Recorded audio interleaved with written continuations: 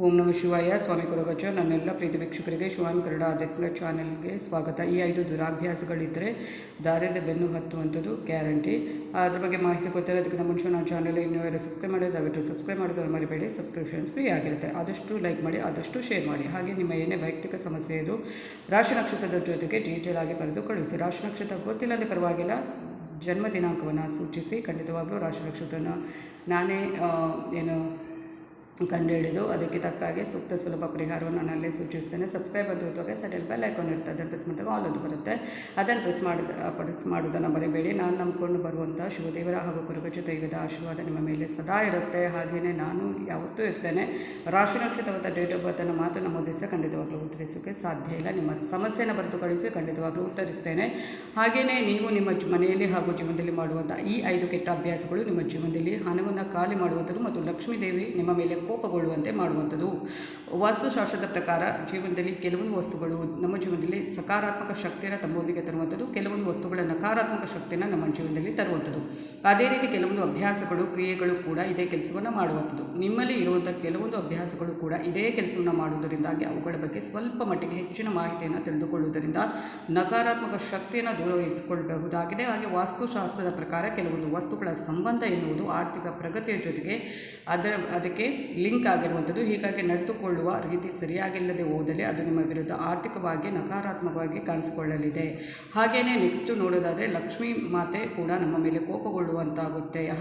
ಹಾಗೆಯೇ ನೋಡೋಣ ಯಾವ ಥರ ಅಂತ. ಅಡುಗೆ ಮನೆಯಲ್ಲಿ ಇರುವಂಥ ಹೆಂಜಲಾಗಿರುವ ಪಾತ್ರೆಗಳು, ಕೆಲವರು ಊಟ ಮಾಡ್ತಾರೆ ರಾತ್ರಿ ಅಥವಾ ಹಗಲಲ್ಲಿ ಹೋಗಿ ಸಿಂಕಲ್ಲಿ ಹಾಕಿ ಬಿಟ್ಟಿರ್ತಾರೆ, ಪಾತ್ರೆ ತೊಳೆಯೋದೇ ಇಲ್ಲ, ಅದು ಹೆಂಚಲು, ಅದು ಒಣಗಿ ಆ ಥರ ಹೋಗುವಂಥದ್ದು, ನೀರು ಕೂಡ ಹಾಕೋದಿಲ್ಲ. ಆ ಥರ ಮಾಡೋದರಿಂದ ವಾಸ್ತುಶಾಸ್ತ್ರದ ಪ್ರಕಾರ ಯಾವತ್ತೂ ಕೂಡ ಅಡುಗೆ ಮನೆಯಲ್ಲಿ ಎಂಜಲು ಆಗಿರೋ ಪಾತ್ರೆಗಳನ್ನು ಹೆಚ್ಚು ಸಮಯದವರೆಗೆ ಇಡಬಾರದು. ಶುಚಿಯಾಗಿ ತೊಳೆದವುಗಳನ್ನು ಇಡಬೇಕಾಗಿರುವಂಥ ಸ್ಥಳದಲ್ಲಿ ಇಟ್ಟು ಬಿಡಬೇಕು. ಸಾಕಷ್ಟು ಜನರ ಜೀವನದಲ್ಲಿ ಇದೊಂದು ಕೆಟ್ಟ ಅಭ್ಯಾಸ. ಅದೇನೆಂದರೆ ರಾತ್ರಿ ಊಟ ಮಾಡಿರ್ತಾರೆ, ಪಾತ್ರೆಗಳನ್ನು ರಾತ್ರಿ ಶುಚಿಗೊಳಿಸಿ ಅದನ್ನು ಇಡಬೇಕಾಗಿರುವಂಥ ಸ್ಥಳದಲ್ಲಿ ಇಡುವುದನ್ನು ಬಿಟ್ಟು ಬೆಳಗ್ಗೆವರೆಗೂ ಕೂಡ ಅದನ್ನು ಅಲ್ಲೇ ಇಟ್ಟಿರ್ತಾರೆ. ಇದೇ ಕಾರಣದಿಂದಾಗಿ ನಿಮ್ಮ ಮನೆಯಲ್ಲಿ ನಕಾರಾತ್ಮಕ ಶಕ್ತಿಗಳು ಹೆಚ್ಚಾಗುವಂಥದ್ದು. ಯಾವುದೂ ಕೂಡ ಅಡುಗೆ ಮನೆಯಲ್ಲಿ ಎಂಜಲು ಆಗಿರುವಂಥ ಪಾತ್ರೆಗಳನ್ನು ಇಡಬಾರ್ದು. ಇದರಿಂದಾಗಿ ನಿಮ್ಮ ಮನೆಯಲ್ಲಿ ರಾಹುಕೇತುವಿನ ಪ್ರಭಾವ ಹೆಚ್ಚಾಗುತ್ತೆ ಹಾಗೂ ಮನೆಯಲ್ಲಿ ಕೆಟ್ಟ ಶಕ್ತಿಗಳು ತಾಂಡವವಾಡಲಿಕ್ಕೆ ಶುರುವಾಗುತ್ತೆ. ಅದರ ಬಗ್ಗೆ ಗಮನ ಕೊಡಿ. ಹಾಗೆಯೇ ಲಕ್ಷ್ಮೀ ಮಾತೆ ಕೂಡ ಕೋಪಗೊಳ್ಳುವಂಥದ್ದು. ಹಾಗೆಯೇ ಬೆಡ್ ಮೇಲೆ ಹರಿದು ಹೋಗಿರುವ ಅಥವಾ ಕುಳಕಾಗಿರೋ ಬೆಡ್ಶೀಟ್ ಇಡುವುದು. ನೀವು ಯಾವ ಮೇಲೆ ಮಲಗಿರ್ತೀರೋ ಅದರ ಮೇಲೆ ಯಾವುದೇ ರೀತಿಯ ಕೊಳಕಾಗಿರುವಂಥ ವಸ್ತುವನ್ನು ಇಡಬಾರ್ದು. ಅದರಲ್ಲಿ ವಿಶೇಷವಾಗಿ ಕೊಳಕಾಗಿರುವ ಅಥವಾ ಹರಿದು ಹೋಗಿರುವಂಥ ಬೆಡ್ಶೀಟನ್ನು ಇಡಲೇಬಾರ್ದು. ಇದು ನಿಮ್ಮ ಅದೃಷ್ಟದ ಮೇಲೆ ನಕಾರಾತ್ಮಕ ಪರಿಣಾಮವನ್ನು ಬೀರುವಂಥದ್ದು. ಬೆಳಗ್ಗೆ ಎದ್ದ ತಕ್ಷಣ ಮೊದಲಿಗೆ ನೀವು ಮಾಡಬೇಕಾಗಿರುವಂಥ ಕೆಲಸ ಏನೆಂದರೆ ನಿಮ್ಮ ಬೆಡ್ಶೀಟನ್ನು ಸರಿಯಾದ ರೀತಿಯಲ್ಲಿ ಮಡಚಿಟ್ಟು ಶುಚಿಯಾಗಿಡಬೇಕು. ತುಂಬ ದಿನಗಳವರೆಗೆ ಒಂದೇ ಬೆಡ್ಶೀಟನ್ನು ನಿಮ್ಮ ಬೆಡ್ ಮೇಲೆ ಹಾಸಿಡಬೇಡಿ. ಬೆಡ್ ಮೇಲೆ ಒದಿಸಿರುವ ಬೆಡ್ಶೀಟ್ ಕೊಳಕಾಗಿದೆ ನಿಮ್ಮ ಜೀವನದಲ್ಲಿ ಕೂಡ ಸಾಕಷ್ಟು ತೊಂದರೆಗಳು ಬರುವಂಥದ್ದು ಅಥವಾ ದುರಾದೃಷ್ಟ ಕೆಲಸಗಳು ನಡೆಯಬಹುದಾದಂಥದ್ದು.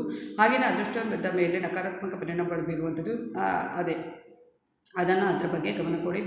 ಮತ್ತು ದೇವರ ಕೋಣೆಯನ್ನು ಕೊಳಕಾಗಿರಿಸುವುದು. ಪ್ರತಿಯೊಬ್ಬರ ಮನೆಯಲ್ಲೂ ಕೂಡ ದೇವರ ಕೋಣೆ ಅತ್ಯಂತ ಪವಿತ್ರವಾದ ಸ್ಥಳ ಎಂಬುದಾಗಿ ಪರಿಗಣಿಸಲಾಗುತ್ತೆ. ಪ್ರತಿಯೊಂದು ದೈವಿಕ ಕಾರ್ಯಗಳ ಪ್ರಾರಂಭ ಅಲ್ಲಿಂದಲೇ ಆರಂಭವಾಗುವಂಥದ್ದು. ಹೀಗಾಗಿ ಬೆಳಗ್ಗೆ ಎದ್ದು ಶುಚಿಯಾದ ನಂತರ ಪ್ರಮುಖವಾಗಿ ಮೊದಲಿಗೆ ಪೂಜೆ ಮಾಡುವುದಕ್ಕಿಂತ ಮುಂಚೆ ದೇವರ ಕೋಣೆಯನ್ನು ಚೆನ್ನಾಗಿ ಸ್ವಚ್ಛ ಮಾಡಿದ ನಂತರ ದೇವರ ಪೂಜೆ. ಪ್ರತಿದಿನ ಪೂಜೆ ಮಾಡಬೇಕು. ಒಂದು ವೇಳೆ ನಿಮ್ಮಿಂದ ಪ್ರತಿದಿನ ಪೂಜೆ ಸಾಧ್ಯವಾಗಿಲ್ಲ ಎಂದಾದರೆ ಕನಿಷ್ಠ ಪಕ್ಷ ದೇವರ ಕೋಣೆಯಲ್ಲಿ ಯಾವುದೇ ರೀತಿ ಧೂಳು ಅಥವಾ ಮಣ್ಣು ಇಲ್ಲದಂತೆ ಸ್ವಚ್ಛವಾಗಿ ನೋಡಿಕೊಳ್ಳಿ. ಇದರಿಂದಾಗಿ ಮನೆಯಲ್ಲಿ ನಕಾರಾತ್ಮಕ ಶಕ್ತಿಗಳು ಹೆಚ್ಚಾಗುವುದನ್ನು ತಡೆಗಟ್ಟಲಾಗುತ್ತೆ.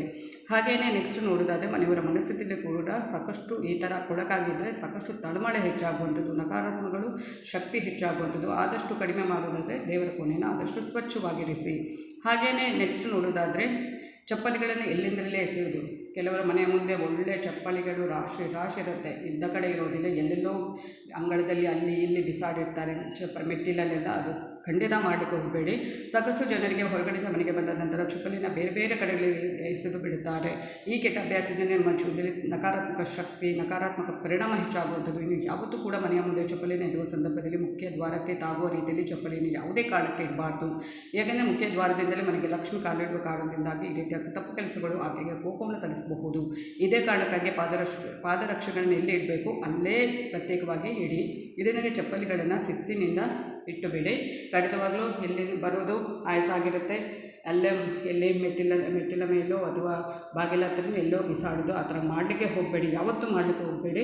ಊಟ ಮಾಡಿದ ನಂತರ ತಟ್ಟೆಯಲ್ಲಿ ಕೈ ತೊಳೆಬಾರ್ದು. ನಾನು ಈಗಾಗಲೇ ಅದರ ಬಗ್ಗೆ ಕೂಡ ವಿಡಿಯೋ ಮಾಡಿದ್ದೇನೆ. ನಮ್ಮಲ್ಲಿ ಸಾಕಷ್ಟು ಜನರಿಗೆ ಊಟ ಮಾಡಿದ ನಂತರ ಬಟ್ಟಲನ್ನೇ ಕೈ ತೊಳೆಯುವುದು ಅಭ್ಯಾಸ ಇರುವಂಥದ್ದು. ಊಟ ಮಾಡಿದ ಕೂಡಲೇ ನಿಮ್ಮ ಬಟ್ಟಲನ್ನು ತೆಗೆದುಕೊಂಡು ಕಿಚನಲ್ಲಿ ಇಡಿ ಹಾಗೂ ಕೂಡಲೇ ಅಲ್ಲಿ ಕೈ ತೊಳೆದುಕೊಳ್ಳಿ.